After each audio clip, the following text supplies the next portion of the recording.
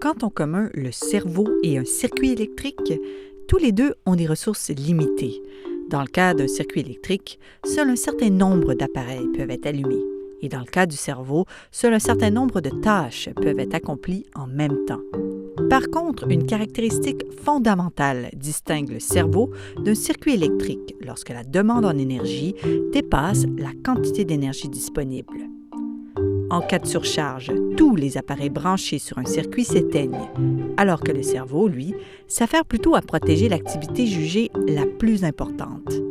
Résultat, plus une tâche est difficile à résoudre, moins vous êtes capable d'effectuer d'autres tâches. C'est ce que l'on nomme l'épuisement mental.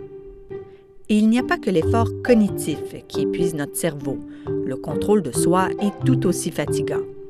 Un exercice simple, comme celui de s'empêcher de penser à quelque chose de spécifique, par exemple des pommes, épuise à la longue votre réserve de contrôle de soi.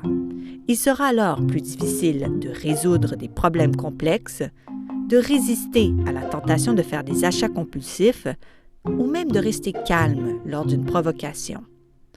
Étonnamment, lorsque votre jauge à contrôle de soi indique une pénurie imminente, du sucre peut vous aider à tenir bon un peu plus longtemps.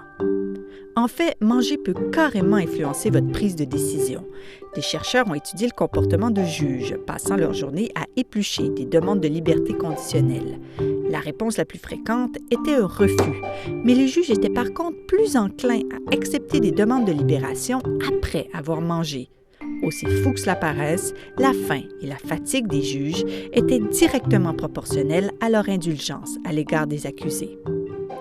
Heureusement, il n'y a pas que la nourriture qui permet de stopper l'épuisement mental. La familiarité et le talent sont aussi très efficaces. En effet, plus on connaît et maîtrise une tâche, moins elle est gourmande en énergie.